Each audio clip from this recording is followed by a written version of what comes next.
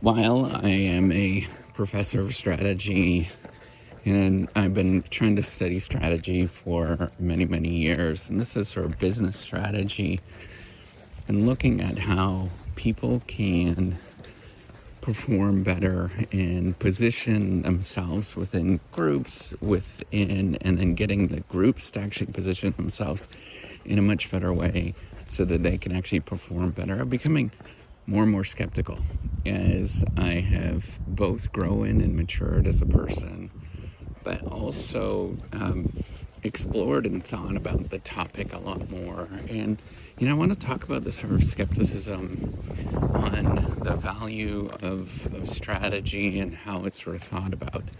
Right? So there's this, and, I would think that a lot of the folks in that study strategy too would probably somewhat agree with me, and that's what makes it somewhat interesting, as that there are many different perspectives and many different takes on this. So the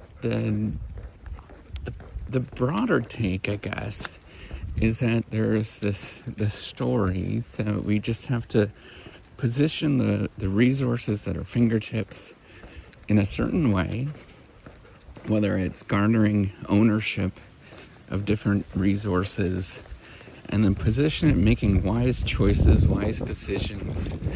And then by doing that, you're going to perform better than the most nearest competitor. And whether you're thinking about, and one of the things that's really interesting for me, I take a very broad view of this, and I necessarily think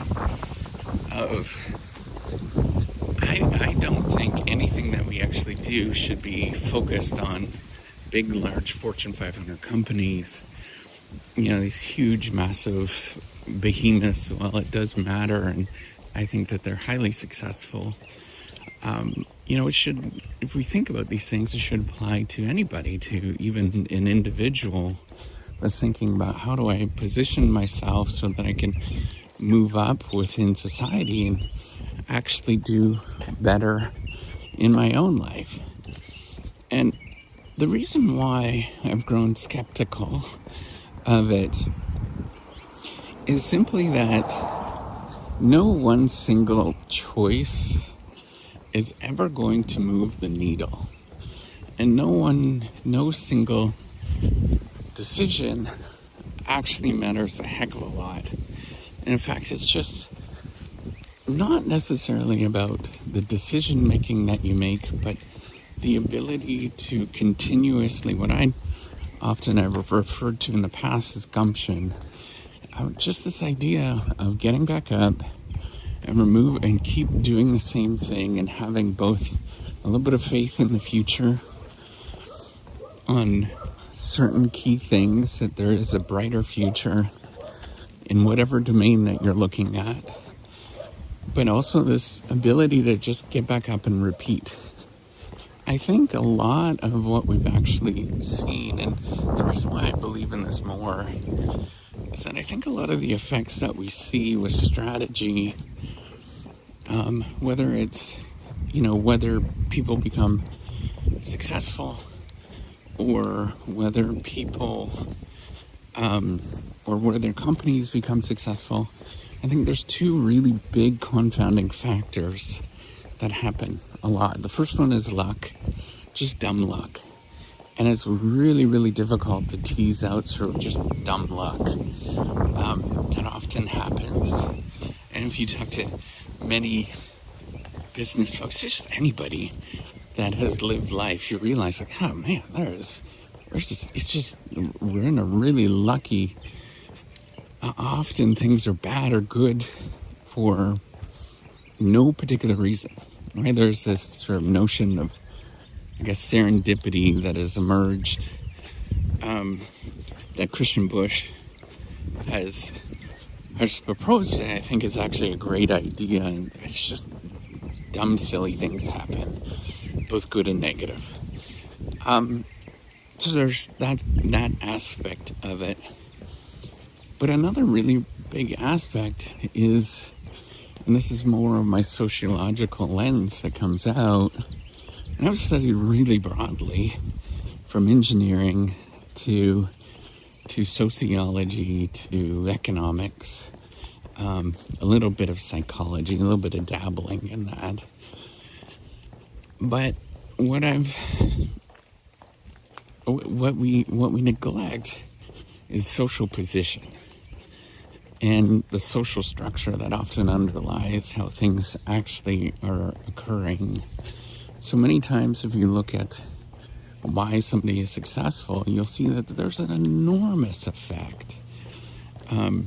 So first of all, an enormous effect from luck, dumb luck, that often happens, is hard to account for. You know, why is it hard to account for? I guess a great example is just think about when and where you were actually born. Do we have any control over that? And that relates to the second thing, is simply the fact that there is a lot of social position that happens that has an enormous effect. If you look at almost most people's careers, most people's decisions, most funding decisions to get money, where resources come from, all these kind of things, like what education people choose, where they go to school, it's highly correlated. Like upwards of 80% of the actions that happen, maybe even more, and the results that happen, then like 80%, probably even more, is related to the actions and outcomes that people actually do. Is related to their social position. So we got these two extraordinarily strong forces that happen. And then, why do I actually say that? But to give you a great example, and I think about this a lot. So, I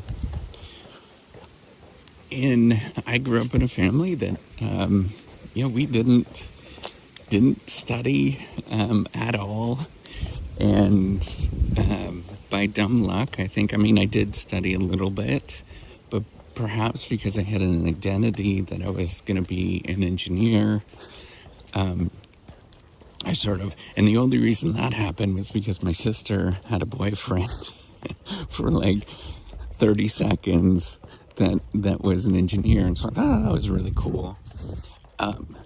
But I never really grew up doing, like, our family didn't do that because it wasn't part of our family. But here's the contrasting thing. In my own family today, with my own kids, we ensure that they do well. They have good grades. They are positioned and doing great things. And so I know just simply the fact that in my own family, I've seen an enormous impact of social position that happens. And my kids will probably end up doing, I don't know, but they'll probably end up doing okay and having this headwind that was very helpful for them. So I think about that a lot, right? Like these two sort of contrasting forces. And so, what is it of my own life that is actually related to strategy that actually affects performance? Not a heck of a lot. And the only reason it wasn't necessarily good decisions that actually mattered along the way is just simply I just repeated a lot, and I had a vision of a brighter future to some degree, whatever that actually looked like, that there is some positive aspects that could happen. So I think, my view on all of this has been very, very different in the way that I think most people think about strategy. So then, I guess the question is like, what is not strategy, or what is not the domain that I think about? And I think so, first of all, I think strategy really is the sort of understanding of collectivities. I don't know if that's a word. I think it is. I think I remember thinking, but basically like how we come together, we being very pluralistic in the sense that there's artificial intelligence and machines and, the structure of the world, geography, all these kind of things come together. And it explains some sense of why we actually do the things that we do, and whether that there actually is an impact on, and this is a challenging thing that I'm struggling with, whether that there's an impact on performance of something that we expected or not. And why do I struggle with this? I struggle with it because our definitions of performance often lead us to think about things like finance and getting more money and all these kind of areas. But I think the world is vastly more complicated than that and vastly more nuanced than that.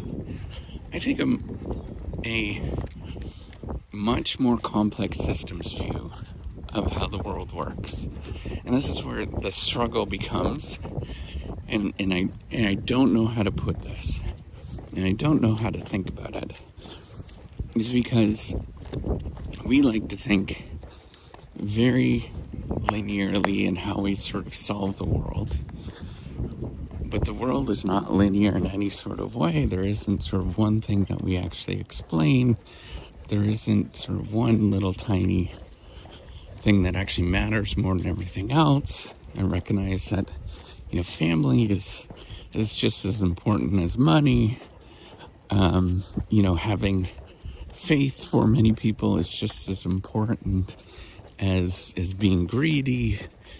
All these kind of contracting things that often happen.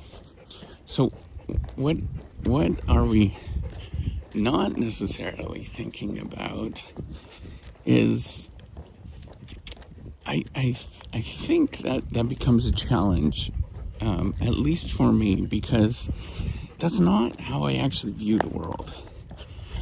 And that's not how I actually view how science actually works and theories actually work. I think there is a tendency to be exclusionary and think about what something is not. And that seems like, like from a philosophical sense, that seems like a pretty reasonable thing to think about. But I think everything, if you think of the world as a complex, open system, that there's no start, there's no end, everything is very finite, that you'll begin to realize that there's a lot of blurring that happens. And even today, we have a very poor understanding of the world that we actually live in. And it's a giant mess. It's the best understanding that I can think of. We're more chaotic than we more are orderly. If we think of these kind of things, I think from a broader sort of macro sense, in taking a step back, the world is complicated.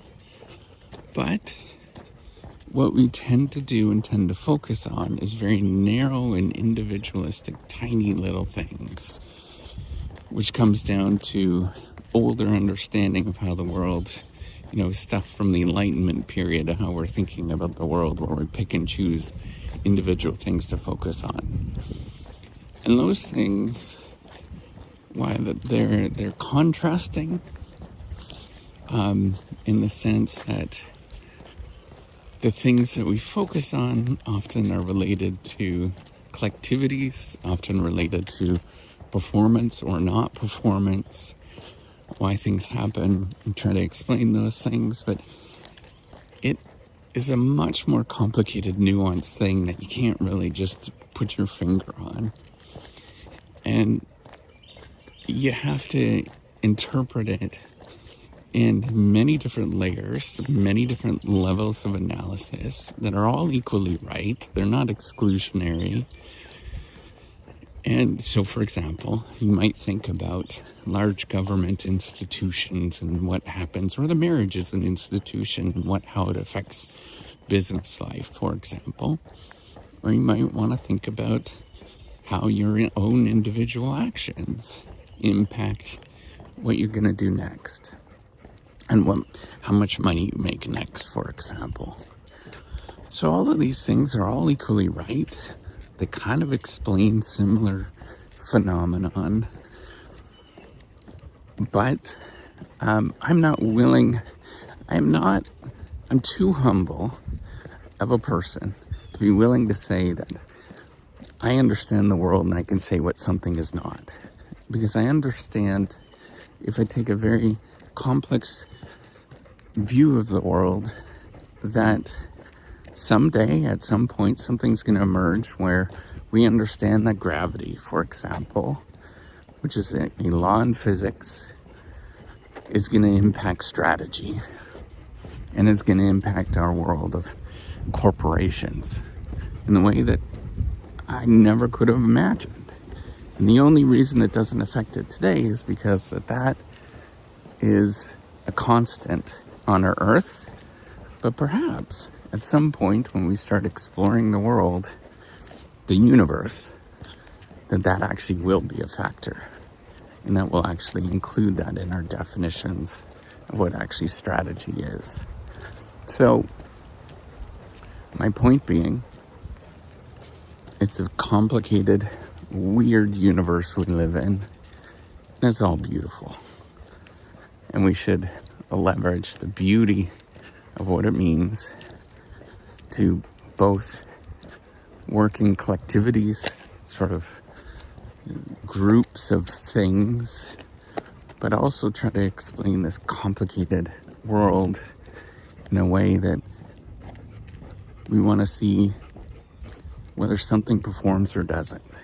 And the only thing that I know that I can say that actually does work, just get back up and do it again today. All right, take care and have a wonderful day. Oh, and one last thing, have a bright, bright vision of tomorrow where you think that your actions of what you're doing today actually do matter, and that there is always going to be something amazing that's going to happen in the future. Take care.